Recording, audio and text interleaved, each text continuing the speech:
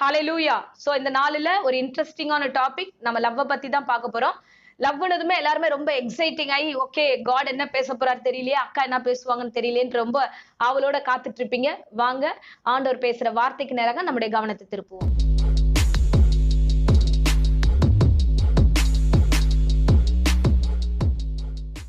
ஆமென். So இந்த வேளையில லவ்னதுமே நம்ம பலவிதமான விஷயங்களை குறித்து யோசிக்க ஆரம்பிக்கிறோம். இந்த உலகத்தின் காரியத்தை குறித்து யோசிக்கிறோம். ஆனா இன்னைக்கு ஆண்டவர் உங்களை குறித்து யோசிக்கிறார். அதுதான் இன்னைக்கு நாங்க பார்க்க போறோம். ஆண்டவர் உங்கள் மீது வைத்த அன்பு மேலானது. அவர் ஒவ்வொரு நாளும் என் பொண்ணு என்கிட்ட பேசாதா, என் பையன் என்கிட்ட பேச மாட்டானா, என்ன உண்மையா அவன் நேசிக்க மாட்டானா அப்படின்ட்டு தான் ஆண்டவர் உங்களை பார்க்கிறாரு. ஆனா நம்முடைய நினைவு எப்படி இருக்குன்னா, லவ்ன்ற அந்த ஒரு வார்த்தை கேட்கும் போதே உலக லவ்வையும் நம்ம கையில வச்சுக்கிறோம், இயேசுவையும் கையில வச்சிருக்கணும். இல்ல எதையாவது ஒன்னதான் நம்ம கையில வச்சிருக்க முடியும். உலகமும் வேணும் இயேசுவும் வேணும்னா கண்டிப்பா ரெண்டு விஷயத்திலயும் உண்மையா இருக்க முடியாது. ஆமென் ஹalleluya. பாருங்க வசனம் சொல்லுகிறது யோவான்ல, உலகமும் அது நிச்சயம் ஒழிந்து போகும், ஒரு நாள் எல்லாமே கம்ப்ளீட்டா அழிஞ்சு போகும், எதுவுமே நிலைச்சிருக்காது. ஆனா ஆண்டவருடைய அன்பு ஒரு நாளும் ஒழிந்து போவதில்லை. ஆண்டவருடைய அன்பு என்றென்றைக்கும் அது நிலைத்திருக்க கூடியது. இதே மாதிரி ஒரு விஷயத்தை பேதுருவை பார்த்து ஆண்டவர் ஒரு இடத்துல கேட்கிறார். என்ன கேட்கிறார் அப்படின்னா, யோவான்ல 21ஆம் அதிகாரத்துல பேதுருவை பார்த்து 15வது வசனத்துல ஒரு வார்த்தை கேட்பார். என்னன்னா, சீமோனே இவர்களிலும் அதிகமாய் நீ என்னிடத்தில் அன்பா இருக்கிறாயா? சீமோனே பேதுருவே, நீ பார்க்கிற இந்த உலகத்தை காட்டிலும் என் மீது அன்பா இருக்கிறையா? டு யூ லவ் மீ அப்படின்னு கேட்கிறாரு. உடனே பேதுரு சொல்றாரு, ஆண்டவரே ஆமா ஆண்டவரே ஐ லவ் யூ அப்படின்றாரு. ஆண்டவர் ஆனாலும் திருப்தி அடையல. மறுபடியும் செகண்ட் டைம் கேட்கிறாரு, பேதுருவே நீ என்ன நேசிக்கிறியா அப்படின்னு கேட்கிறாரு. உடனே பேதுரு சொல்லுறாரு, ஆமா ஆண்டவரே உம்மை நான் ரொம்ப நேசிக்கிறேன், ஐ லவ் யூ ஜீசஸ் அப்படின்றோம். நாம கூட அப்படிதான். இந்த உலகத்துல இயேசுவை யாருக்காவது பிடிக்குமான்னு யார்கிட்ட போய் கேட்டாலும் எனக்கு இயேசுனா ரொம்ப பிடிக்கும் அப்படின்னா, இயேசுவும் பிடிக்கும், இந்த உலகமும் பிடிக்கும். இந்த உலகத்தினுடைய அன்பு வேணும், இந்த உலகத்துடைய ஃப்ரெண்ட்ஷிப், அதன் மீது ஒரு வெறித்தனமான அன்பு, அதுவும் எனக்கு வேணும். இயேசு இல்லாம என்னால வாழ முடியாது, இயேசுவும் வேணும் இதுவும் வேணும்ன்றோம். இல்ல ஆண்டவர் ஆண்டவர் நம்ம கிட்ட அதை எதிர்பார்க்கல. ஆண்டவர் என்ன தெரியுமா எதிர்பார்க்கிறார்? நீ எனக்கு மட்டும்தான். ஆமென். பாருங்க, நம்ம வேற யார் மீதாவது அன்பு வச்சுட்டோம்னா அவங்க நம்ம கிட்ட மட்டும்தான் பேசணும், நம்ம பர்சனலா எதிர்பார்ப்போம்ல. சோ இந்த உலகத்துல இருக்கிற நாமளே அந்த மாதிரி எதிர்பார்க்கிறோம். நம்ம படைச்சு நம்மளை உருவாக்கி நமக்காக ஜீவனை கொடுத்து ரத்தத்தை சிந்தி நம்ம ஆண்டவர் மீட் எடுத்தாரு. இப்ப ஆண்டவர் நம்ம கிட்ட என்ன எதிர்பார்க்கறதுமா, நீ மட்டும் எனக்கு வேணும் அப்படின்னு தான் ஆண்டவர் எதிர்பார்க்கிறார். ஆமென். இப்போ பேதுரு கிட்ட 3வது முறையும் அவர் கேட்கிறார். என்ன கேட்கிறார் தெரியுமா? சீமோனே நீ என்னை நேசிக்கிறியா அப்படின்னு கேட்கிறார். கேட்ட உடனே தான் இந்த பேதுருக்கு ஒரு விஷயம் புரியுது. அடடே, ஆண்டவர் இந்த விஷயத்துல திருப்தி அடையல, என்னுடைய இருதயத்தின் நினைவை அவர் அறிந்திருக்கிறார். நான் வேணும்னா நான் நிக்கிறேன், வேணான்னா போயிடுறேன், வேணும்னா என் ஃப்ரெண்டை கூட வச்சுக்கிறேன், வேணான்னா நான் விட்டுட்டு நான் ஜீசஸ் கிட்ட வரேன், வேணும்னா லவரை வச்சுக்கிறேன், வேணான்னா ஜீசஸ் கிட்ட வந்துடுறேன், நான் உலகத்தையும் வச்சுக்கிட்டு இருக்கேன் ஜீசஸையும் வச்சுட்டு இருக்கிறேன்றதை அவர் நல்லா புரிஞ்சுக்கிட்டாரு. அதனாலதான் அகைன் தேர்ட் டைம் என்னை பார்த்து கேட்கிறாரு, என்னை நேசிக்கிறியான்ட்டு. உடனே அவர், ஆண்டவரே நான் சரண்டர் ஆயிடுறேன், நீர் சகலத்தையும் அறிந்தவர். அவர் ரொம்ப அழகா சொல்லுவார், ஆண்டவரே நீர் எல்லாவற்றையும் அறிந்திருக்கிறீர், நான் உம்மை நேசிக்கிறேன் என்பதையும் அறிந்திருக்கிறேன். ஆமென் ஹalleluya. இந்த நாட்களில் இந்த மாதிரியான வார்த்தை அநேக வாலிபர்கிட்ட பார்க்கிறோம். எனக்கு ஜீசஸ்னா ரொம்ப பிடிக்கும்னு சொல்லிட்டு உலகத்தோடு வாழ்ந்துகிட்டு இருக்கிறோம். பாருங்க, எபேசியர்ல ஒரு வசனம் இருக்கிறது, அழியாத அன்பு இயேசுவுடைய அன்பு. ஆமென். அழியிற அன்புக்கு நேரா நம்ம நிறைய விஷயத்தை நம்ம போயிட்டு இருக்கோம், ஜீசஸை விட்டுட்டு. இல்ல, ஜீசஸ் நேரா நம்ம கடந்து வரணும், ஆண்டவருடைய அன்புக்கு நேரா கடந்து வரணும். பாருங்க, ஒரு விஷயத்தை மாத்திரம் உங்க இடத்துல தெளிவாய் நான் ஒரு விஷயத்தை சொல்லிட்டு நான் ப்ரே பண்றேன்.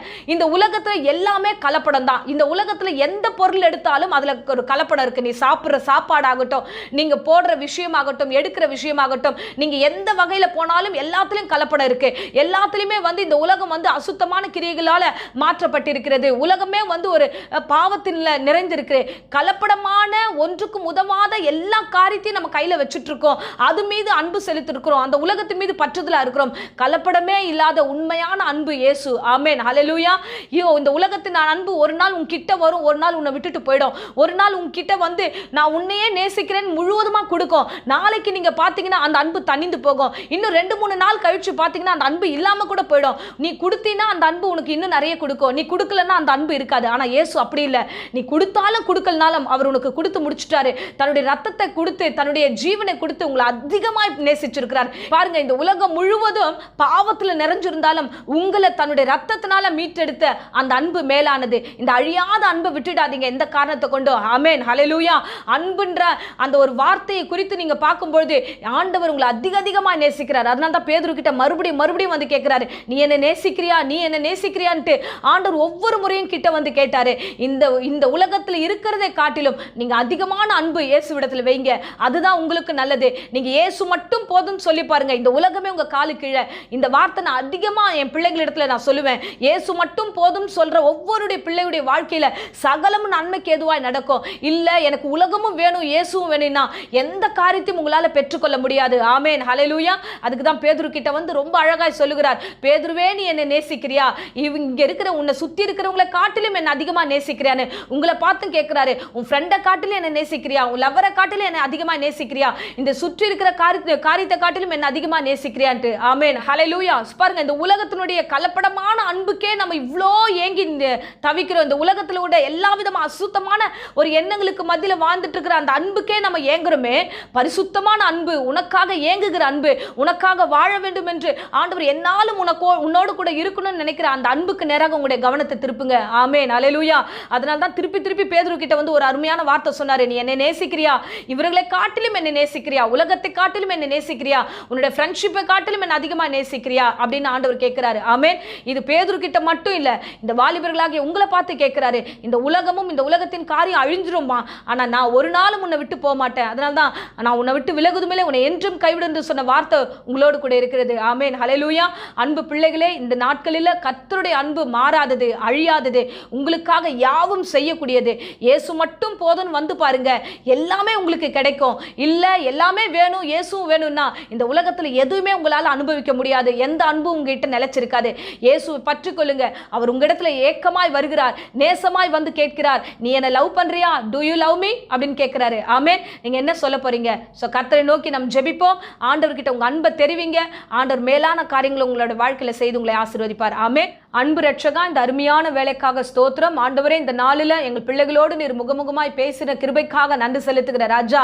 ஏசப்பா, இந்த உலகத்தின் காரியம் ஆண்டவரே எல்லா இச்சைகளும் ஒழிந்து போகும் என்று இன்றைக்கு நாளில் நீர் வெளிப்பாடு கொடுத்ததுக்காக நன்றி செலுத்துகிறோம். ஆண்டவரே, உம்மீது பூரண அன்போடு இந்த பிள்ளைகள் பழக கிருபை தருவீராக. தினந்தோறும் பார்க்க ஆண்டவரே இந்த பிள்ளைகளுக்கு ஏற்ற கிருபையும் ஞானத்தையும் கொடுத்து வழி நடத்துவீராக. தேவையில்லாத இச்சைகளையும் டிஸ்டர்பன்ஸையும் கொடுக்கிற பிசாசை இயேசுவின் நாமத்திலே சபித்து கட்டுகிறேன்.